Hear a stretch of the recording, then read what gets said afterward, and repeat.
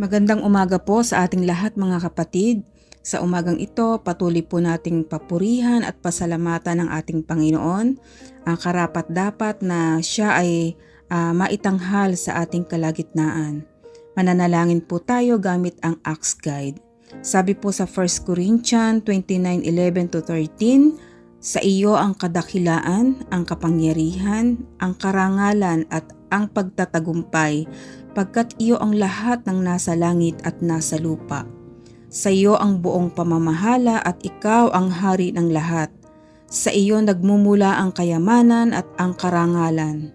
Taglay mo ang kapangyarihan at kadakilaan. At ikaw ang nagbibigay ng lakas at kapangyarihan sa lahat. Pinasasalamatan ka namin o Diyos at pinupuri ang dakilang ngalan. Tayo po ay manalangin.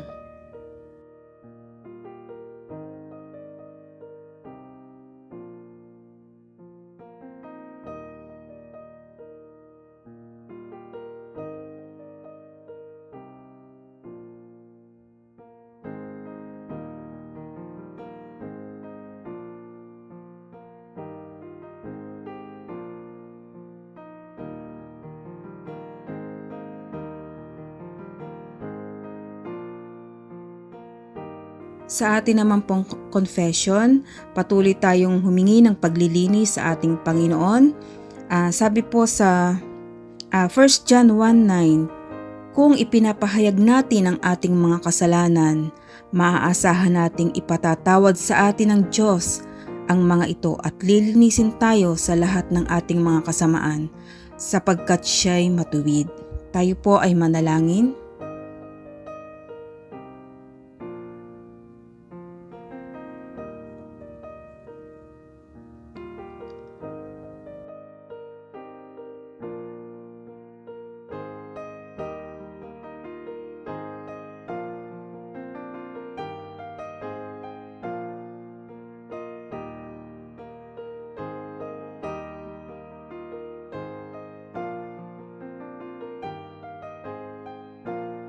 Sa atin naman pong Thanksgiving, sabi po sa 1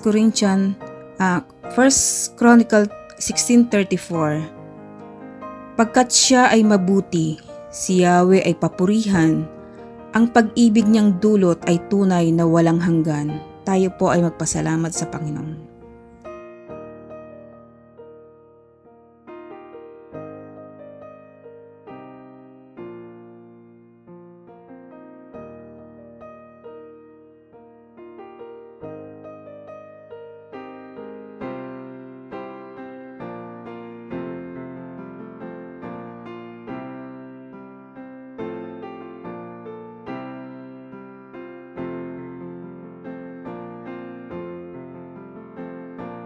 At sa supplication naman po, sabi po sa 1 John 5:14, hindi tayo nag-aatubiling lumapit sa Kanya sapagkat alam nating ibibigay niya ang anumang hingi natin na naaayon sa Kanyang kalooban.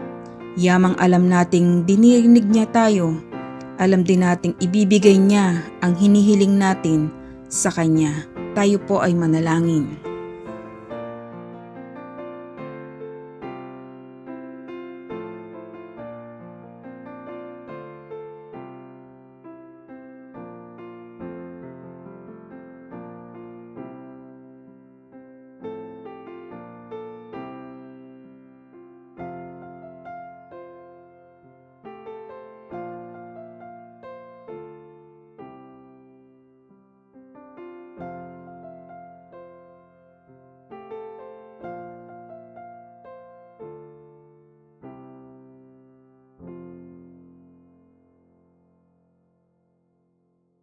Manalangin po tayo. Dakilang Diyos, Ama naming makapangyarihan sa lahat, pinupuri ka namin at pinasasalamatan sa buhay namin. Maraming salamat po Diyos na maraming pagkakataon na naging tapat ka sa amin. Marami ka nang ginawa sa aming Panginoon na nagpapatunay na tapat ka sa iyong mga pangako. Kaya Ama, patuloy na kami po ay nagtataas at nagpapasalamat sa iyo, Panginoon. Hindi lamang po sa mga buhay namin, sa bawat pamilya, kundi Panginoon sa aming iglesia, na tunay nga po o Diyos na napakalaki, Panginoon, ng ginawa mo, at napakaganda, Panginoon, ng ginawa mo, Panginoon, sa amin, na napakaraming taon na kami po ay nananalangin ng isang maayos na bahay-sambahan.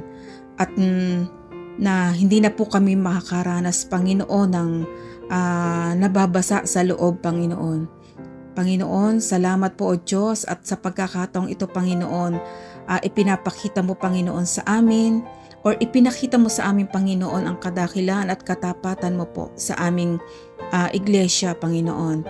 Maraming salamat, Panginoon, sa provision mo, Panginoon, at nawa nga po o Diyos, hindi lamang po kami sapat na masyahan, Panginoon, sa aming nakikita, kundi Panginoon, maging desire din ng puso namin, Panginoon, na kami ay maging kabahagi, Panginoon, sa pagsasaayos nito, Panginoon, sa anumang pamamaraan o magkano mang halaga, Panginoon.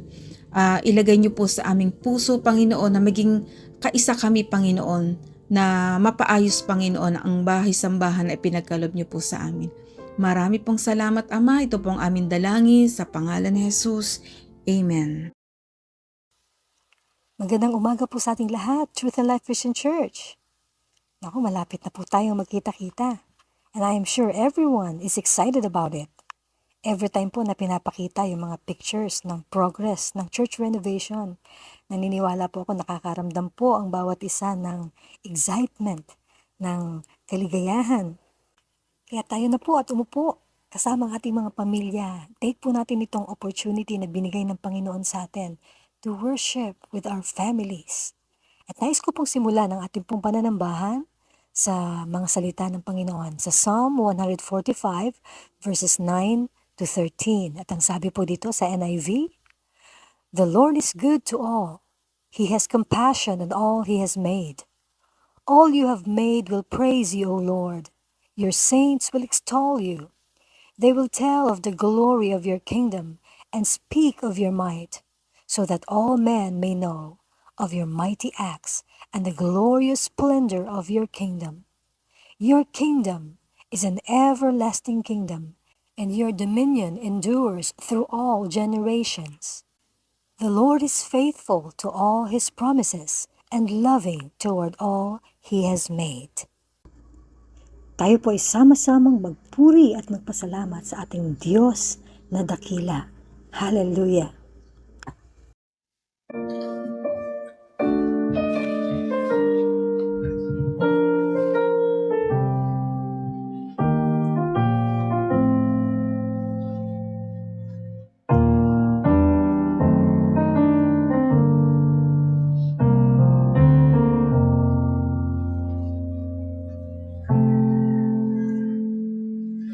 One day you'll make everything new, Jesus. One day you will bind every wound.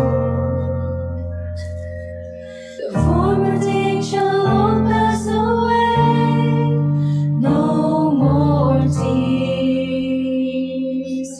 One day you'll make sense of it all, Jesus. One day every question resolved. Every anxious thought left behind. No more fear. When we all get to heaven, what a day of rejoicing that will be. When we all see Jesus, we'll sing and shout the victory. One day we will see face to face Jesus. Is there a greater vision of grace? And in a moment we shall be changed on that day. One day we'll free indeed.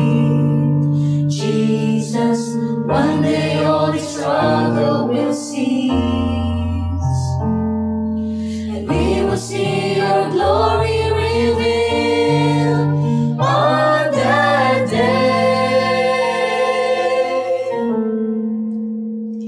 When we all get to heaven, what a day of rejoicing that will be.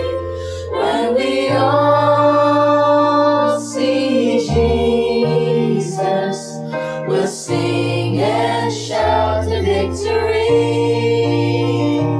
When we all get to heaven, what a day of rejoicing that will be. When we all see Jesus, we'll sing and shout the victory.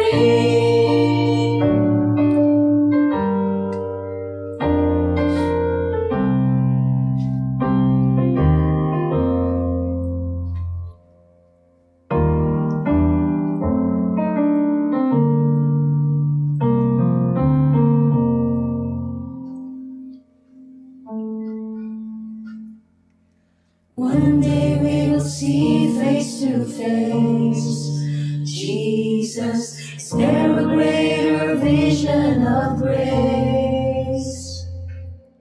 And in a moment we shall be changed.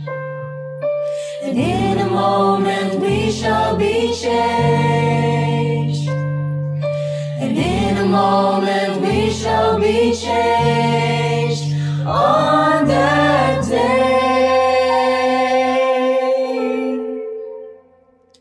When we all get to heaven, what a day of rejoicing that will be. When we all see Jesus, we'll sing and shout the victory. We'll sing and shout the victory.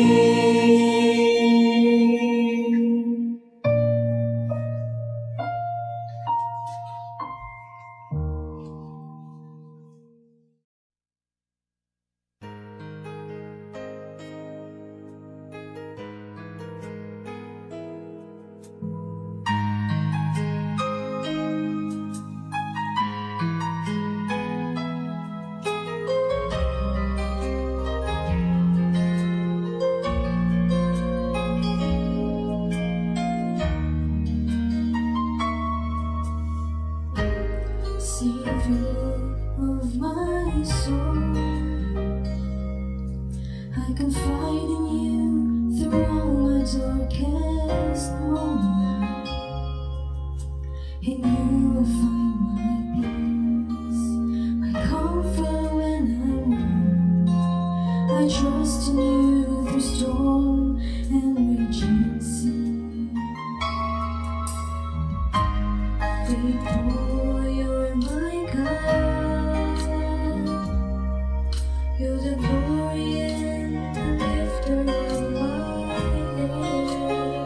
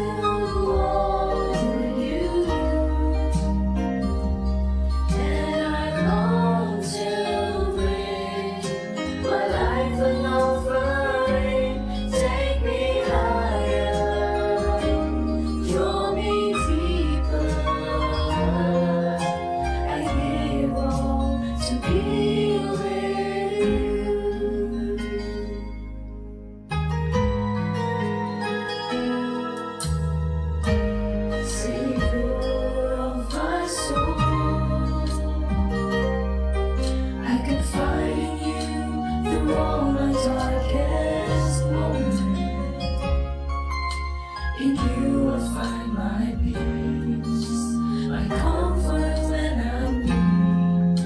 I trust in you, the storm and raging sea.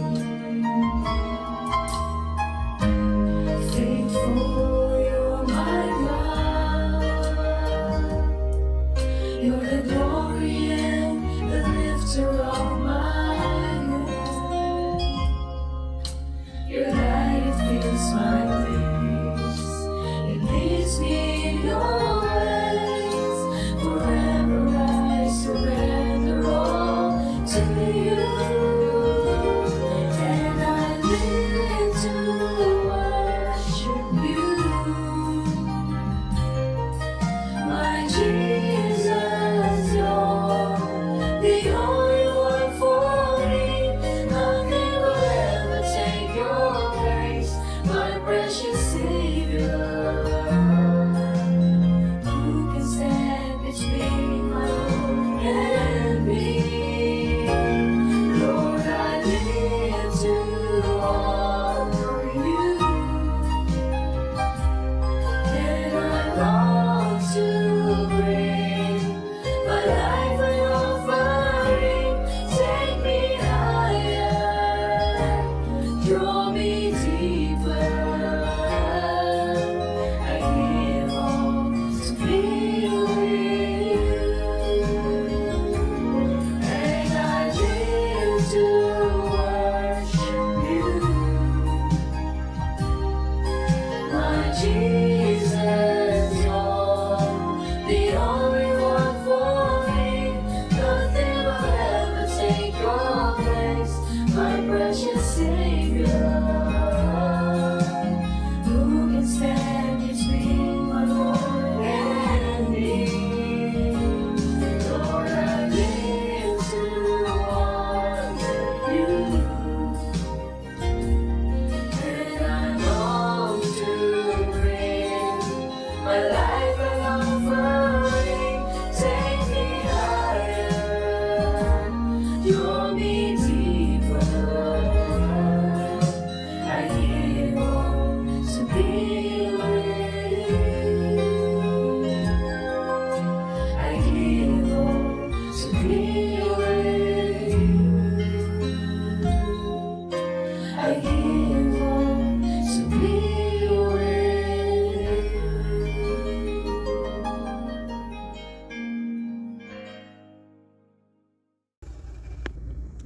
Tayo pong lahat ay manalangin. O aming dakilang Diyos, Ama, napakabuti mo po sa amin at patuloy kami nagpapasalamat bilang isang iglesia dahil ipinapakita mo sa amin ang mga bagay na alam namin hindi namin kayang gawin, subalit ginagawa mo, Panginoon, para ipahayag mo, Panginoon, ang iyong presensya sa aming kalagitnaan. Maraming salamat, Panginoon. Maraming salamat. Nawa po ang mga physical na blessings na ito na dinaranas namin ay maging reminder sa amin na may mas higit pang mas mahalaga bukod sa mga physical blessings na aming nararanasan. Ang iyong mga spiritual blessings sa amin, Panginoon, ay patuloy naming mas inaasam. May we be more excited that we are hearing and understanding what you are revealing to us in your words, O God. Purihin ka aming dakilang Diyos at nawa ay lagi kang mapapurihan sa aming mga buhay. Hallelujah. Ito pong aming dalangin sa matamis na pangalan ng iyong anak na si Jesus. Amen.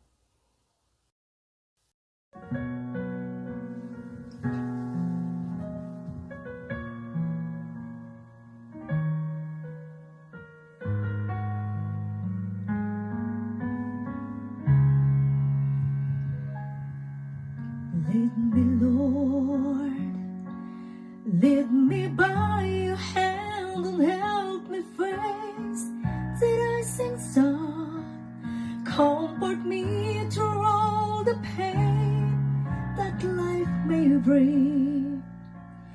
There's no other hope that I can lean upon. Lead me, Lord, lead me all my life. Walk by me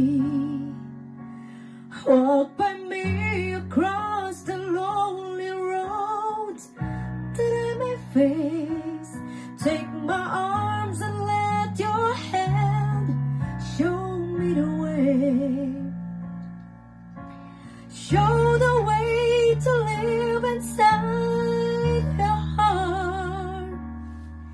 All my days, all my life,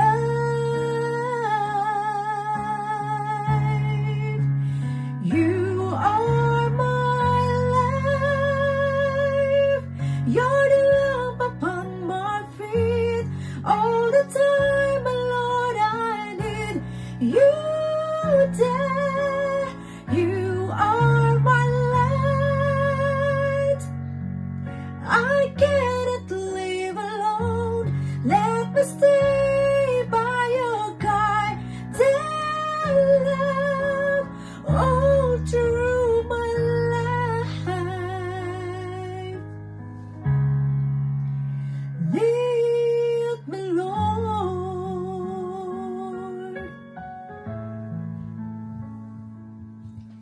Lead me, Lord.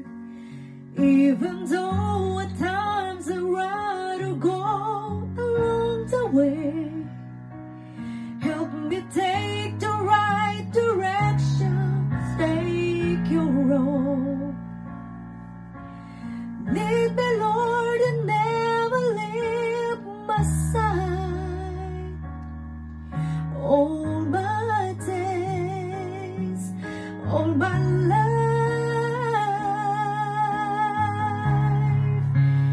you are my life. You're the lamp upon my feet. All the time, my Lord, I need you there. You are my life. I cannot live alone. Let me stay by your guiding love all through my life. Lead me, Lord.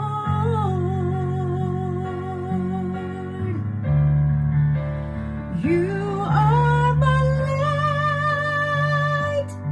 You're the lamp upon my feet. All the time, my Lord, I need you there. You are my light. I cannot live alone. Let me stay by your guiding love all through my life, all through my days. So lead me, Lord. Lead me, Lord. Magandang umaga po sa ating lahat mga kapatid. Yes, the Lord is good. So tayo po ay magpapatuloy sa tema na binigay po sa atin ng ating Panginoon sa taon po na ito, Possessing the Promise. At tinatapos po natin yung ikatatlong yugto o puntos ng ating pong tema, God making Jesus Christ as the center in fulfilling His promises. At ang mensahe po natin mga kapatid ay God's redemptive plan. Ang layunin po, bakit po tinatalakay natin ang mensaheng ito ay upang maunawaan po natin ang planong katubusan ng ating Panginoon. Sa napakahabang taon ay pinapaliwanag po niya sa atin ito. Ang reason po o ang dahilan bakit po kailangan natin maunawaan ang planong katubusan o planong kaligtasan ng ating Panginoon ay una upang ma-prevent po tayo sa pagdududa sa Kanya at sa Kanyang mga salita. Pangalawa po, it will also give us confidence and peace in the midst of these unfavorable and evil things that are happening in our temporal world. So bago pa man po pumutok itong digmaan dito sa Middle East, sa labanan po ng Israel at Hamas, pinagpauna na po sa atin ito ng ating Panginoon. So, importante pong naunawaan natin yung planong katubusan ng ating Panginoon mula pa noong una sa panahon pa lamang ni Adan hanggang sa kapanahunan po natin na ito upang magkaroon po tayo ng kapayapaan, ng katiwasayan, ng kumpiyansa, ng katatagan sa ating pananampalataya. Bagamat nakakarinig po tayo ng mga ganito. Gaya ng mga nangyayari sa atin sa mundong ngayon. Ang mga gera, ang mga taggutom, ang mga various earthquakes, ang mga matitindi pong kaganapan sa mundo natin. Hindi po tayo kailangang magulumihanan. Yan po magbibigay sa atin ng kumpiyansa. Ito pong kaunawaan natin sa planong katubusan ng ating Panginoon. At nasa ika-3 timeline na po tayo mga kapatid. The third timeline, the timeline of the law. Tinatalakay natin dito mga kapatid yung mga importanteng events leading to the redemptive plan of God. Ang third timeline po ay from Abraham's death to Moses' death. At ito po ay merong year span na 585 years. So, naganap po ito mga kapatid approximately mula sa panahon natin ngayon na 2023, mula sa panahon na pinabibilangan natin. Naganap po ito approximately 3,500 years ago. Okay? 3,500 approximately na ang nakakaraan na tinatalakay natin siya ngayon. So, ang focus po natin mga kapatid ay ang istorya ng isa sa mga patriarka ng pananampalataya na si Jacob. Story of Jacob. Bali 5 session na po tayo mga kapatid. Sana po na napapag-ugnay-ugnay nyo yung mensahe. Sana po nire-review nyo para hindi nyo nakakalimutan yung mensahe ng Panginoon. 5 session na po tayo sa istorya ni Jacob. Ang una pong session natin is pinamagatang yung title po nito ay Esau despised his birthright. Nung pinagbili ni Esau ang kanyang birthright kay Jacob. So hinamak po ni Esau ang kanya pong God-given birthright sana. Okay? Pangalawa, na session natin, Jacob gets the blessing. But Jacob got it by deception.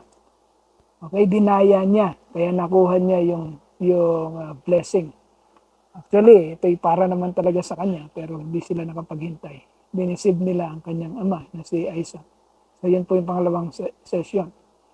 May consequence po yon. Kaya yung ikatatlong session po natin is the severity of the consequences of sin.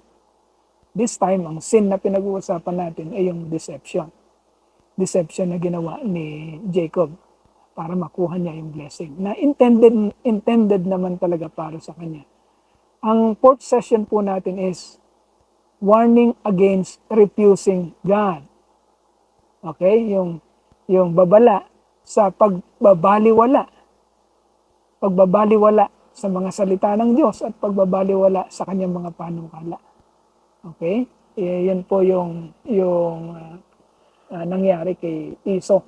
Binaliwala niya kung ano yung panukala ng Diyos. Binaliwala niya kung sino ang Diyos.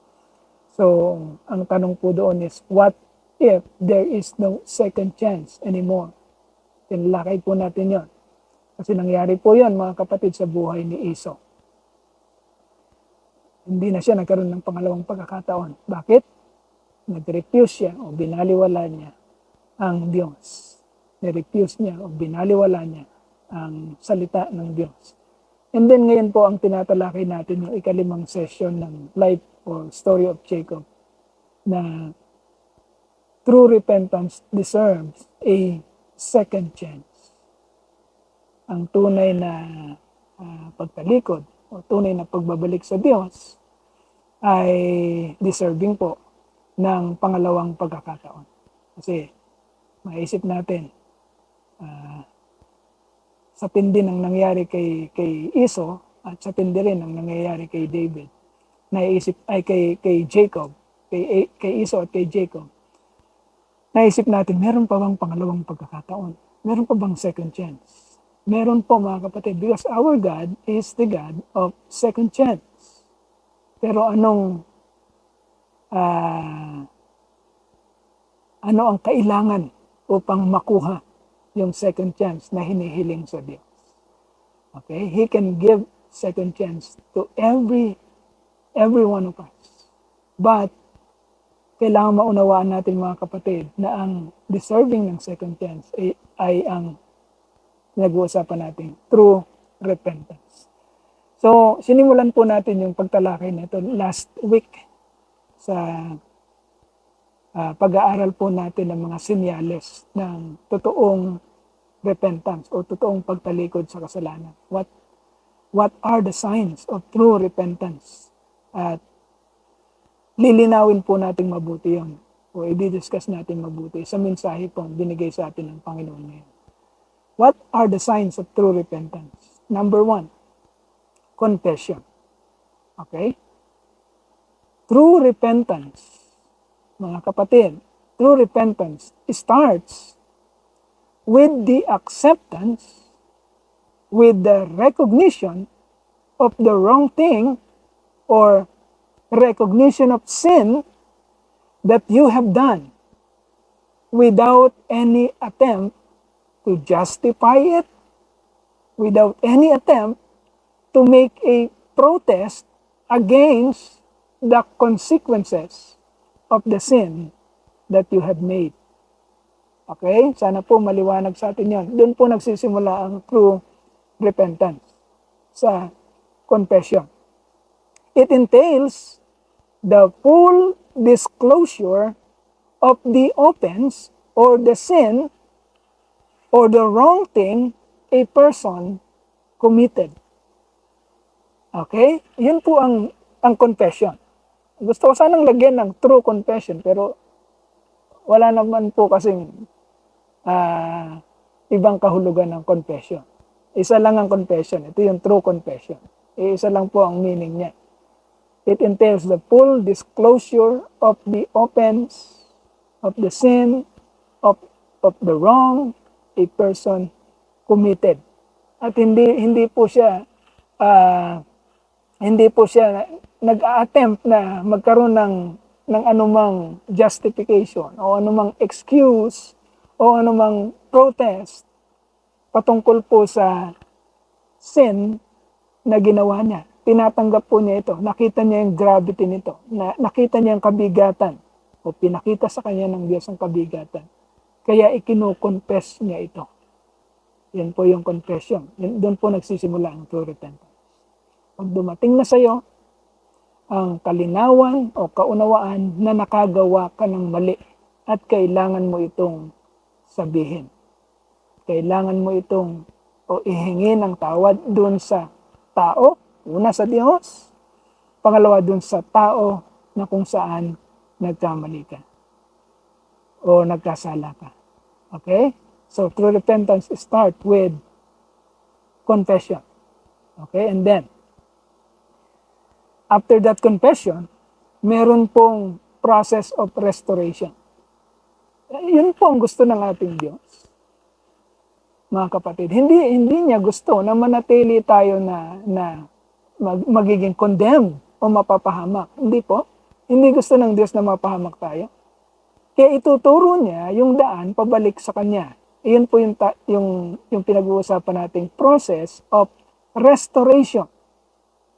Okay? I-repair ng Lord kung ano man yung mali sa'yo. Yun ang mabuti sa ating Diyos. I-restore niya or i-repair niya kung ano man ang mali sa'yo. But merong proseso po yon na dapat nating gawin. So, ang pangalawang sinyalis po ng true repentance is listening and trusting the process of restoration na gagawin ng Panginoon. Okay? So, ang example po nito, yung nangyari po kay Jacob. Example of Jacob's listening and trusting in the process of restoration. As shown in the story na binabasa po natin sa chapters 27 and 28 ng Book of Genesis. Okay? Kukunin lang po natin yung mga yung mga important na verse, mga kapatid, para maipaliwanag natin. So, ang ginagamit po nating example para sa listening and trusting the process of restoration ay kung paano po nakinig at nagtiwala si Jacob doon po sa ibinibigay na proseso para makabalik siya. Okay? Number 1, yun pong makikita natin sa chapter 27, verses 42 to 45. So, Jacob listened and trusted the admonition of his mother, Rebekah. Basahin ko po yung 42 to 45. Sabi po dito, when Rebekah was told what her older son Esau had said, kasi po nagbabanta si Esau, ayun ang consequence ng ginawang deception o isa sa mga consequences ng ginawang deception ni Rebekah at ni Jacob.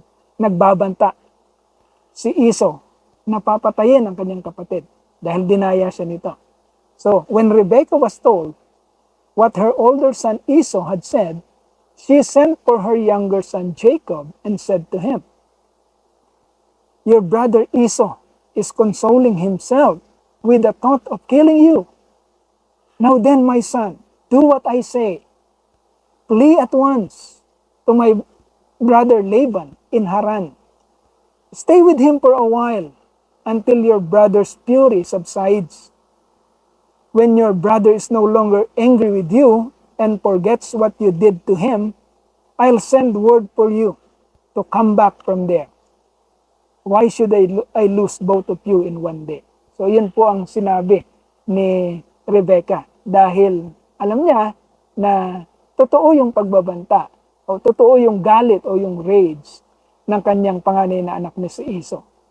At dahil mahal niya si Jacob, nagbigay siya ng admonition.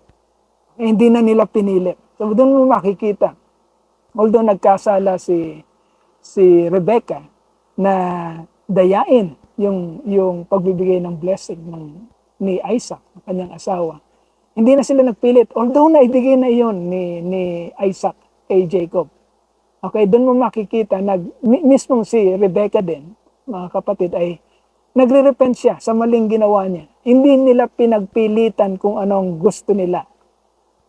Pwede nilang gawin yon, pwede niyang sawatahin ang kanyang panganay na anak na si Esau. Pero alam nilang nagkamali sila, nagkasala sila. Kaya hindi nila pinagpipilitan kung ano yung blessing na nakuha nila sa pandaraya. Okay, inutusan niya si Jacob na umalis at pansumandaling magkubli o mag-take ng refuge doon sa kanyang kapatid na si Laban sa Haran. Okay? At merong sinabi ang kanyang ina kay Jacob na, hintayin mo yung salita ko. Pag nakita kong hindi na galit, o wala nang puot ng iyong kapatid sa iyo, pababalikin din kita. Pero hindi po nangyari yan. Alam natin na hindi nangyari yan. Yan sa consequences ng ginawa nilang pandaraya. Hindi na nagkitang muli ang mag-ina. Okay? Pero sumunod si Jacob or nakinig si Jacob doon sa admonition, sa command, sa utos ng kanyang ina. Okay, yan po yung isang example, magandang example dito sa istorya. Jacob listened and trusted in the process of restoration as shown in that story. And then, yung pangalawa po, mababasa naman natin sa chapter 28 verses 1 and 3. Jacob listened and trusted the command of his father Isaac. Okay? Chapter 28 verses 1 to 3. It says, "So Isaac called for Jacob and blessed him and commanded him, 'Do not marry a Canaanite woman.'" Okay? "And then go at once to Padam Aram, to the house of your mother's father Bethuel. Take a wife for yourself there from among the daughters of Laban, your mother's brother. May God Almighty bless you, and make you fruitful and increase your numbers until you become a community of people." Ayan mga kapatid, kunin natin ang konteksto. Baka magkakaroon tayo ng maling kaisipan o maling aplikasyon dito po sa binabasa natin. baka magkaroon tayo ng maling paggamit ng katotohanang nababasa natin. So, malinaw po dito sinasabi mga kapatid, ang utos ng kanyang ama ay pumunta si Jacob, ang utos ni Isaac sa kanyang anak na si Jacob ay pumunta siya doon sa lugar ng kanyang ina ni Rebecca. Okay, sa homeland ni Rebecca. Sa homeland ng ama at pamilya ni Rebecca na si Bethuel. May kapatid si Rebecca doon. Ang pangalan ay Laban. O Laban sa Tagalog. Laban. Your mother's brother. At tinuutusan Isaac, si Jacob, na pumili ng mapapangasawa sa mga anak ng kapatid ng kanyang ina na si Rebecca. Okay? So, sa makatuwid bagay, ang inutos na mapapangasawa ni Isaac at ni Rebecca para sa kanilang anak na si Jacob ay sa makatuwid ay pinsan niya. Pinsang buo. Okay? Kaya ako dinidiscuss to mga kapatid para hindi tayo maligaw sa konteksto ng binabasa natin. Tandaan natin, ang istoryang binabasa natin ay tinataya natin or approximation nito ay 3,500 years ago. Okay, nangyari po ito 3,500 years ago sa kultura ng mga Israelita noon. Sapagkat ayaw nilang mababahiran ang linyahe o lineage ng mga pinili o hinirang ng Diyos o pinili ng Diyos ang lahi ng Israel. Okay? So, sa panahon nila, pumupwede na magiging asawa ng kanilang mga anak ay pininsan nila, pinsang buo. Ang pinsang buo, mga kapatid, kung itataya natin sa panahon natin ngayon, sila po ay sa relationship, ang kanila pong pagiging relative ay third degree, yung pinsang buo. Third degree. Okay? Pwede yun sa panahon nila. Pwede yun sa panahon ng mga patriarka nila Abraham, Isaac, Jacob. Pwede po yun sa kanila sapagkat nagpaparami ng lahi. Pero hindi po yun ubra sa panahon natin. Gusto ko pong maging malinaw sa inyo, mga kapatid. Hindi po yun uubra sa panahon natin. Dahil iba po ang kultura sa panahon natin. Sa mas maraming bansa, ang pinapayagan po or lawful na pagpapakasal sa maraming bansa, umuubra po o binibigyan ng pagpayag ng gobyerno na maikasal ang mga relative na lagpas po sa 4th degree. Kahit tignan niyo po yung inyong mga batas sa ating konstitusyon sa Pilipinas, sa ating law, ang lawful po na makasal ng mga relative ay lalagpas po dapat sa 4th degree. Okay? Hindi po nagkakasala sa Diyos at hindi po lumalabag sa batas ng gobyerno. Gagawin na nating specific sa Pilipinas. Ano ang law sa Pilipinas? Ang law sa Pilipinas, mga kapatid, ay pwedeng ikasal ang mga related sa isa't isa kung ito'y lalagpas sa 4th degree ng pagiging relative. Okay? Mag-research na lang po kayo doon. Hindi ko na maipapaliwanag yung dami ng kung sino-sino yung mga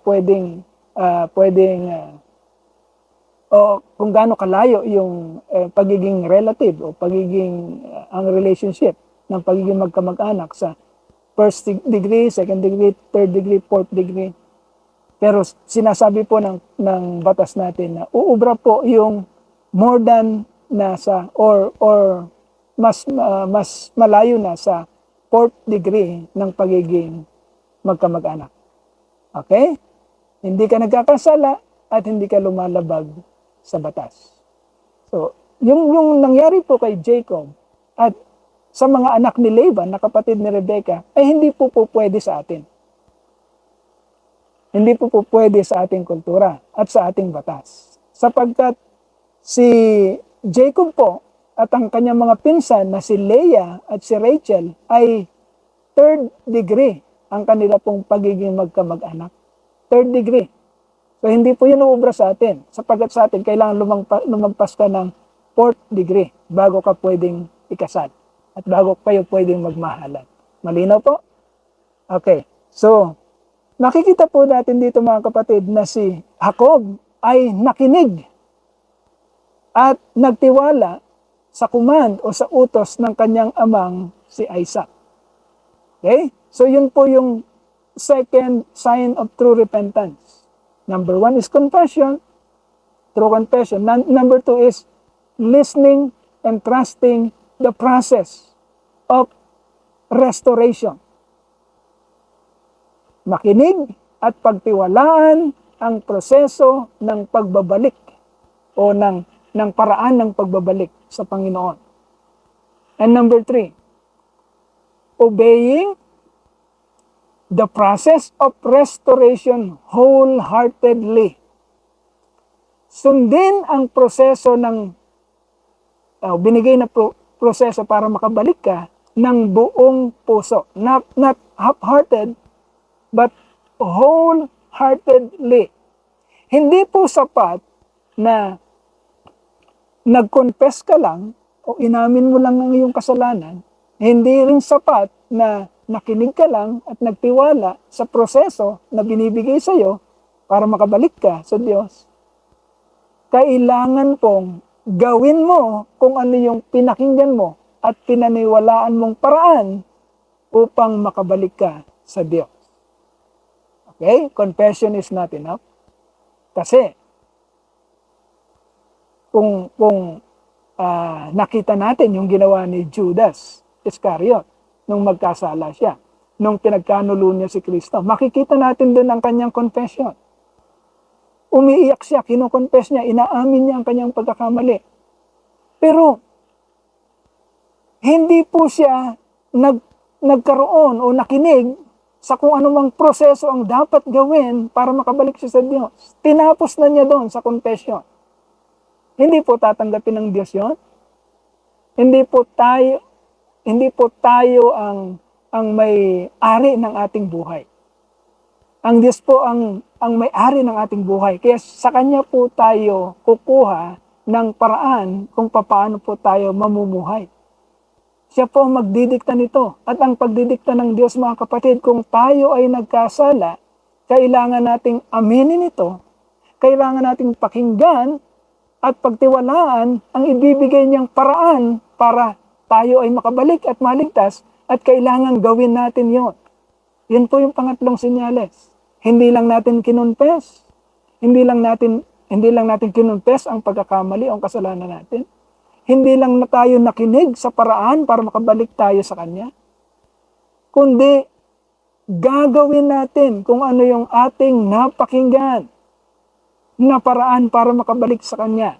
So that is the third process. So that is the third sign of true repentance. Obeying the process. Gawin ang proseso of restoration ng pagbabalik. Wholeheartedly, huwag mong dadayain. Wholeheartedly. Yan pong nakita natin sa buhay ni Jacob. Jacob patiently and wholeheartedly obeyed the restoration process na binigay sa kanya ng kanyang mga magulang. Okay, na inutos sa kanya ng kanyang mga magulang. Kung babasahin mo yon, yung later part of chapter 27, tsaka yung naunang mga parte ng chapter 28 ng Genesis, makikita mo, walang kakibu-kibu si Jacob. Actually, pwede siyang mag-insist dahil nakuha na niya yung blessing ng kanyang ama. Pwede siyang lumaban. Pero hindi niya ginawa. Wala siyang kakibu-kibu. Sumunod siya sa mga inuutos ng kanyang ama at ng kanyang ina. Ginawa niya kahit napakahirap no. Basahin po natin. Ang sinabi po sa chapter 28 verses 5 to 7. Sabi po doon, 5 and 7 actually. Then Isaac sent Jacob on his way.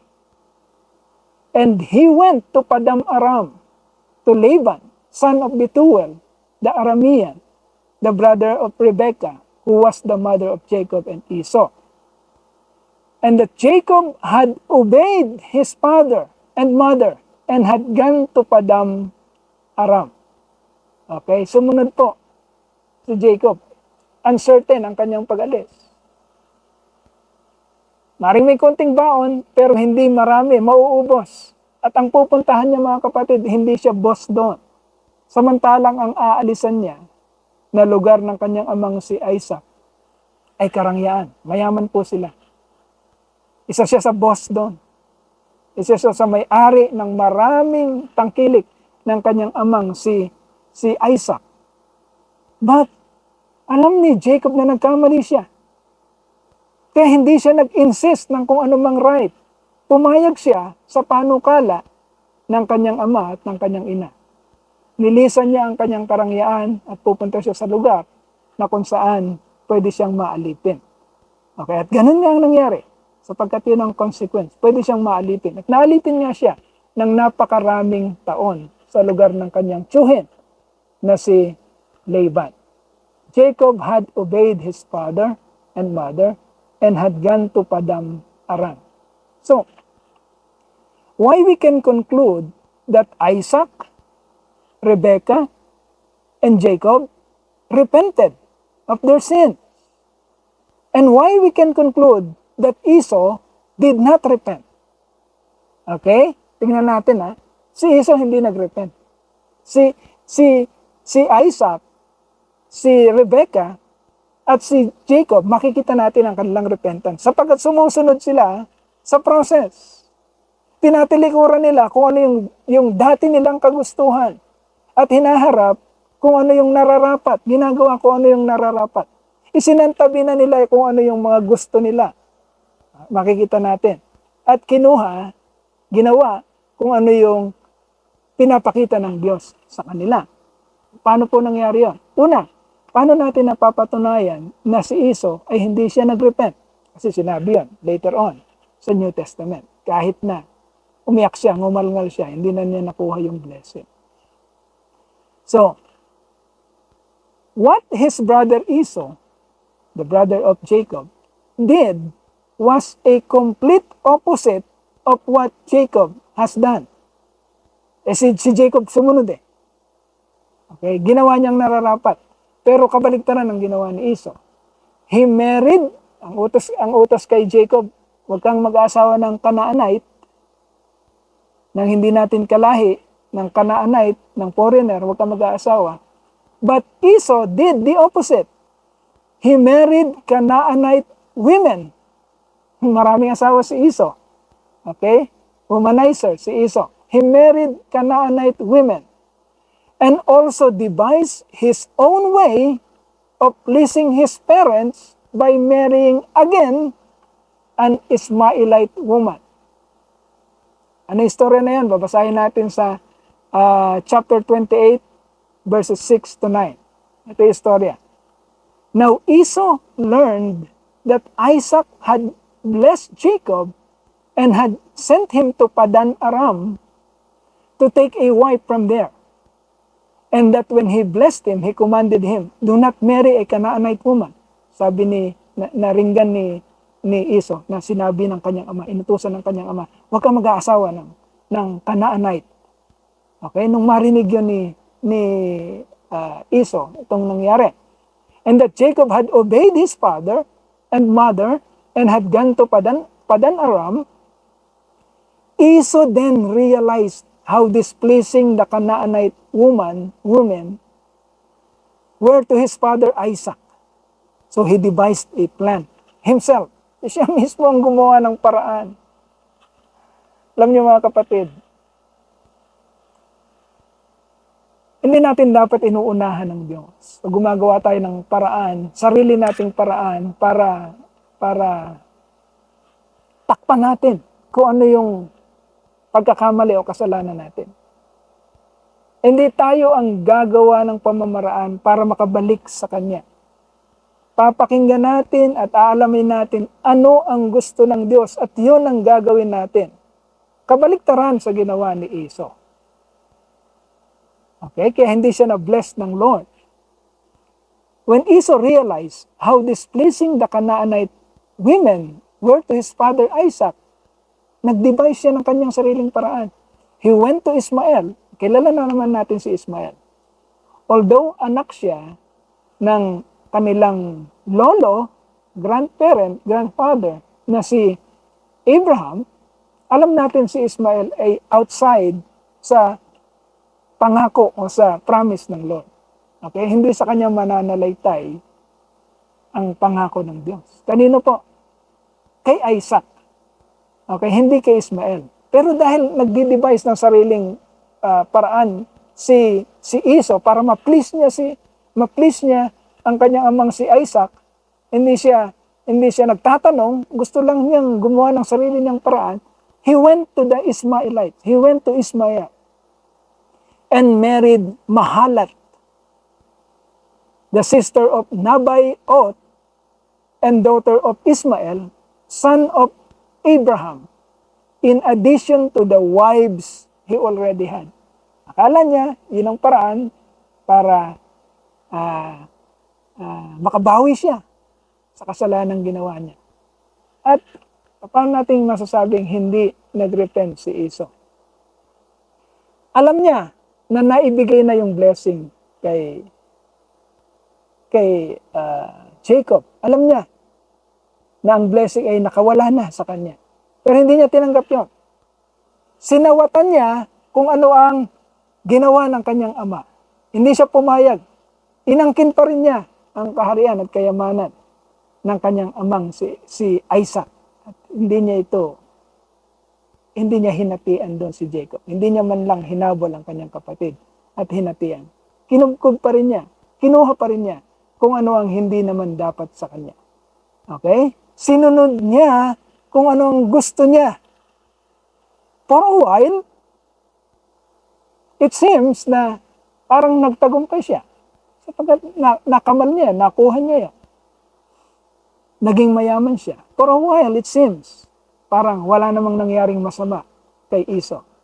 But sa ating kapanahunan, sa kapanahunan ng New Testament, nung tumakbo ng istorya, napapatunayan natin na tama ang Diyos. At mali si Esau na sinunod kung ano ang kanyang kagustuhan. Alam natin ang consequence. Sino si Esau? Sa pagtakbo ng panahon, siya si Edom, the Edomites. Sino si Jacob sa pagtakbo ng panahon? Siya si Israel, the Israelites. Ang istorya, mga kapatid, nangyari kung ano ang sinasabi ng Panginoon. So, we have seen how the lineage of Esau had experienced a very miserable life. And we have seen also how the lineage of Jacob, of Israel, ay nagtagumpay. Sapagkat sumunod sila doon sumunod si Jacob doon sa process na binigay ng Panginoon. Okay, paano naman mga kapatid? What is the sin of Isaac? Paano natin masasabi na nagrepent siya sa kasalanan niya? So what is the sin of Isaac? The sin of Isaac is he disregarded the sovereignty of God by choosing, pinagpilitan niya, by choosing to bless Esau rather than Jacob. Samantalang alam na niya yung word of God. Sinabi na sa kanila bago pa man lang manganak ang kanyang asawang si Rebecca that the older will serve the younger. So, alam na niya ang word ng Lord, pero hindi niya pinaniwalaan ito, nagdi-devise rin ng sarili niyang plan. So, ang kanyang choice at ang kanyang susundin ay kung ano ang kanyang plano. Kaya sa kanyang isip, ang i-bless niya ay si Esau. Pero hindi nangyari yon. Bakit? Dahil ang Diyos ay sovereign. Pero kasalanan ni Isaac na i-disregard niya ang soberenya ng Lord sa kanilang buhay. Nung napatunayan niya na hindi mangyayari kung ano ang nais niya, nagrepent din naman si Isaac. Paano natin masasabing nagrepent si Isaac? Makikita natin sa chapter 28, sa verse 1, 3, and 4. Anong ginawa ni Isaac? Isaac blessed the real Jacob now. Kasi yung binless niya nung una ay ang deceptive or mandarayang Jacob. Actually, ang binless ni Isaac noon ay si Esau sa kanyang isip. Okay? Pero si Jacob yan dahil nandaya si Jacob. Ngayon, maluwag na sa puso, totoo na sa kanyang isip, na ang i-bless niya ngayon dito sa chapter 28 ay yung totoong Jacob na, si Jacob. So sabi doon, in verse 1, so Isaac called for Jacob and blessed him and commanded him. And verse 3, may God Almighty bless you and make you fruitful and increase your numbers until you become a community of people. Ito na yung tunay na blessing. Sinasabi na niya sa totoong tao o sa kilala niya na tao, na totoong taong si Jacob. Okay, and then verse 4, may He give you, and your descendants the blessing given to Abraham. So, ito na yung bestowing of blessing of Abraham. Binibigay na kay Jacob. So that you may take possession of the land where you now live as an alien, the land God gave to Abraham. So binibigay na sa kanyang blessing. Maluwag sa loob na ni Isaac ngayon na ang blessing talaga ay para kay Jacob at hindi para kay Esau. Okay, doon natin makikita ang repentance, sa pagbabago ng isip ni Isaac. Now, what is the sin of Rebekah? Paano din natin makikita na nagrepent din si Rebekah? What is the sin of Rebekah? Rebekah made shortcuts to accomplish the will of God. Alam naman natin, tama yung desire o hangarin ni Rebekah na ang i-bless ay si Jacob, na kanyang paboritong anak. Tama yun sapagkat yun ang sinabi ng Panginoon. Ang mali ni Rebekah, mga kapatid, ay inunahan niya ang intensyon ng Diyos. Hindi rin pwede yan, mga kapatid. Hindi natin pwedeng pangunahan kung ano ang proper timing at proper na ways o kaparaanan ng Diyos. Hindi natin pwedeng i-shortcut ang gawain ng ating Panginoon. Hihintayin natin ang tinakda ng Panginoon. Hindi tayo matatakawan. Hindi natin pangungunahan kung ano ang paraan, kung ano ang panahon na kung saan ay sadyang itinakda ng Diyos para maiparating sa atin o makamit natin kung ano ang kanyang mga pinangako. Hihintayin natin yon, mga kapatid. So, kahit na tama yung desire ni Rebekah na ang i-bless ay si Jacob na kanyang paborito, mali naman ang kanyang paraan para mangyari o maganap ang bagay na ito. Okay? He made shortcuts to accomplish the will of God and used deception to accomplish her goal. She used deception. Nandaya siya para mangyari kung anong kanyang naisip. But how did Rebekah repented? How did Rebekah repented in the story? So in chapter 27 verses 42 to 45, ganito po ang nangyari. Basahin po natin. When Rebekah was told that her older son Esau had said, she sent for her younger son Jacob and said to him, your brother Esau is consoling himself with the thought of killing you. Now then, my son, do what I say. Okay. Dito natin mapapatunayan, mga kapatid, na hindi pinagpilitan. Gaya ng binanggit na natin kanina, ni Rebekah kung ano ang kanyang desire o naisin. Pwede niyang gawin yun. Pwede niyang barasuhin kung ano yung nangyari na. Sapagkat nangyari na i-bless si Jacob. Pwede niyang barasuhin yan. Meron din siyang kapangyarihan. Meron siyang tauhan. Meron siyang army. At her command, at the command of his husband Isaac, ay pwedeng hulihin at lupigin at sawatahin kung ano man yung masamang plano ng kanyang panganay na anak na si Esau. Kaya niyang gawin yon, pero alam niya na nagkamali siya. Alam niya na nagkasala siya. Alam niya na mali ang pamamaraan na ginawa niya. Kaya nagkakaganon yung kanyang panganay na anak na si Esau. So instead of insisting her own desire, her own plan, nagpahinuhod na siya. Anong ginawa niya? She did not insist on getting what she wanted, but sacrificed her favorite son, Jacob, by sending him away. Okay? Tiniis niya. Tiniis niya na mawalay sa kanya si Jacob sapagkat nagkamali siya. Tiniis niya ang consequence. At alam natin ang istorya, hindi na sila nagkitang muli ng kanyang paboritong anak. So, by that term, nakita natin na she really repented of the wrong that she has done by sending and sacrificing her favorite son, Jacob, away. Okay? So, makita po natin dito mga kapatid na after that repentance na nangyari sa mag-iina, Isaac, Rebecca, and Jacob, alam natin na tumakbo ang istorya. Tatalakayin natin ulit sa mga susunod. Tumakbo ang istorya sa maganda.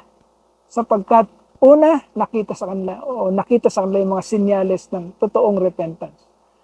Confession, listening and trusting the process of restoration, and then obeying the process of restoration wholeheartedly. Hindi na nag-i-insist, hindi na nag-justify, hindi na nagpo-protest, kundi hinahayaan nila na mangyari sa kanila ang mga consequences dahil sila'y nagkamali. So yung number 4 and number 5 na sinyales ng true repentance mga kapatid ay tatalakayin natin sa susunod po nating pag-aaral. Okay? 5 po yung signs of true repentance. Yung accepting and facing the consequences of the confessed sins and clinging to the promised restoration, whatever it takes, tatalakayin po natin sa susunod nating pag-aaral. Marami pa pong karunungan, marami pa pong wisdom ang nais ibigay ng Diyos sa mga istorya o sa mga events, sa mga importanteng events na itinuturo sa atin ng ating Diyos para matunton natin ang kahalagahan. Matunton natin ang kahalagahan ng pagkaunawa sa Kanya pong pangakong kaligtasan at katubusan sa atin. So, muli po, ibigay po natin ang pagpapasalamat sa ating Panginoon. Tayo po'y magpasalamat sa pamamagitan po ng pananalangin. Hallelujah, hallelujah, hallelujah. O Ama naming dakila, kami po'y nagpupuri at nagpapasalamat, Panginoon. Patuloy na bumabalong ang inyo pong karunungan, ang inyong pong katuruan, upang hindi po kami maligaw sa aming pong pananampalataya. Malinawan po namin, Panginoon, ang kalawakan, kalaliman, kataasan, kadalisayan ng inyong pong pag-ibig at pagmamahal sa amin sa pamamagitan po ng istorya, ng pagkatunton sa plano mo, sa layunin mo na kami po'y iligtas at tubusin mula po sa aming pagkakasadlak sa kasalanan, mga kasalanan dito po sa sanlibutan na ito. Ama, salamat po, hindi mo po kami pinababayaan. Tinuturo mo po sa amin ang malinaw, ang daan patungo sa iyo. Salamat po sa paggamit mo, Panginoon, ng mga buhay ng mga naunang mananampalataya, naunang mga tao na ginamit mo upang maipaliwanag sa amin ang plano mong kaligtasan. Salamat po sa buhay ni Abraham, ni Isaac, ni Jacob na pinag-aaralan namin ngayon na kung paano sa kabila ng kanilang mga pagkakamali, sa kabila ng kanilang mga kasalanan, sa kabila ng kanilang mga kahinaan, Ama, napakatindi ng inyo pong pag-ibig, pagpapasensya, ng inyo pong grasya at kaawaan upang muli silang ibangon, upang ipakita sa kanilang Panginoon ang kung paano sila makakabalik sa iyo.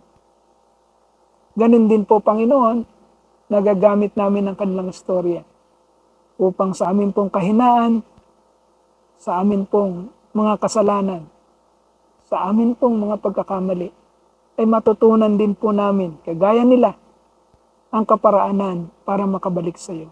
Napakabuti mo po, Panginoon, sa amin. Hindi mo kami binibitawan. Niyayakap mo kami. Tinuturuan. Upang sa kabila ng lahat ng ito, Panginoon, ay makamta namin ang pinangako mong buhay na buhay na ganap at kasiyasiya, punong-puno ng kaligayahan, sapagkat nauunawaan ka namin. Ama, nandito po ang iyong iglesia. Muli, nagpupuri at nagpapasalamat sa napakaraming biyayang binibigay mo po sa amin. Salamat po sa patuloy na pagsuporta mo at pagtataguyod, Panginoon. Binibigyan mo po kami ng lugar kung saan masasamba ka namin ng mas mainam, mas maayos. Imposible sa amin na magawa ito sapagkat kulang kami sa resources. Ngunit, ikaw po ang aming Diyos ng You are the God of impossibility. Yung mga bagay na hindi namin kaya, ay kaya mo. At kami po'y namamangha sa iyong kaparaanan. Salamat po, aming Ama. Hindi mo lang kami tinuturuan ng kaunawaan upang kami maligtas. Pinapakita mo rin ang pagsubaybay mo at pagtataguyod mo sa amin sa araw-araw. Una sa aming mga personal na buhay. Pangalawa, sa pagsama mo at pagtataguyod sa aming pong iglesia. Salamat po, aming Ama, napakabuti mo po sa amin. Nawa po'y lumalapit na rin ang panahon kung saan matatapos ang pinapagawa ng iglesia at magsasama-sama na po kami ng masaya sa experience ng inyo pong biyaya, Panginoon. Salamat po.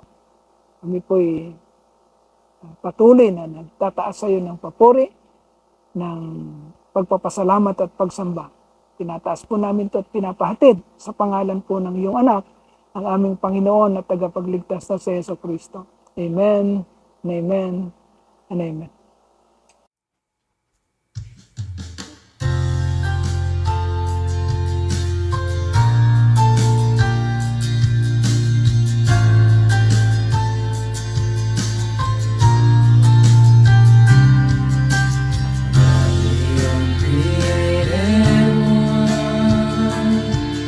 The author of salvation, who wrote the laws of space and time, who fashioned worlds to his design,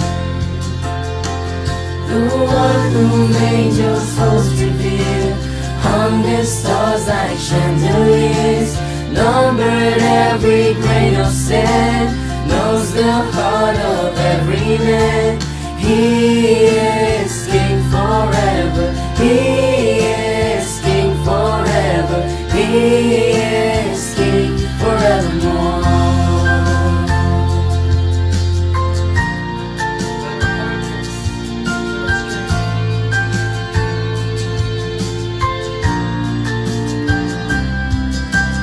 Our fortress and our strength, the rock on which we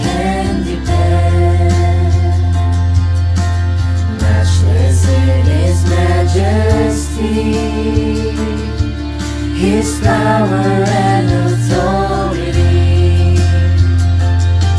unshaken by the schemes of man, never changing, great I am.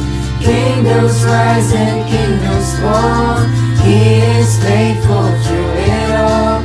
Crown Him King forever, crown Him King forever, crown Him King forevermore.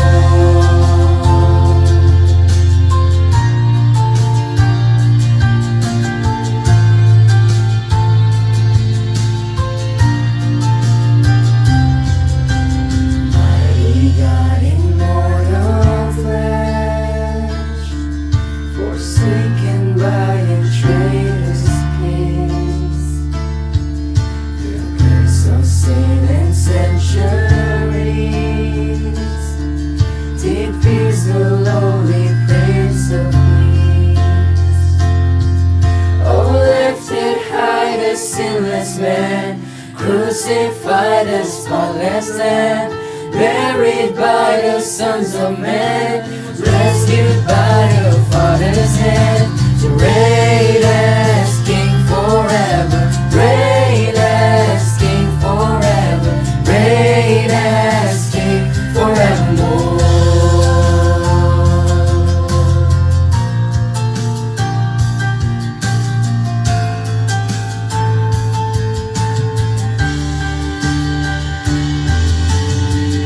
Eternal God of grace, we crown you with the highest praise. Heaven shouts and saints adore, you're holy, holy, holy Lord. What joy in everlasting life, all is love and faith inside. Justice rose and praises rise at the name of Jesus Christ. King of kings forever, King of kings forever, King of kings forevermore. King of kings forever, King of kings forever, King of kings forevermore.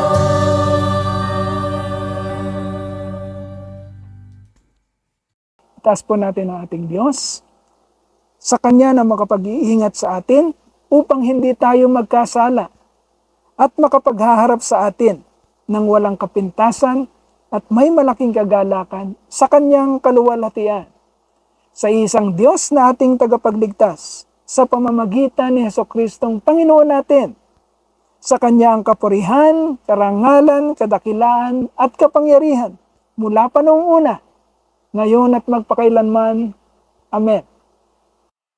Praise God from whom all blessings flow. Praise Him, all creatures here below.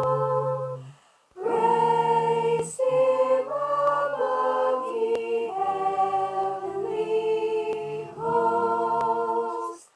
Praise Father, Son, and Holy Ghost.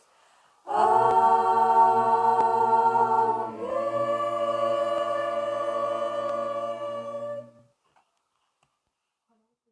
Muli po, ibigay natin sa ating Diyos ang lahat ng kapasalamatan, kapurihan at pagsamba, at damhin po natin ang kapayapaan, kaligayahan, dulot ng Kanyang mga salita. Magandang umaga po muli sa ating lahat, mga kapatid. To God be the glory for the things He has done.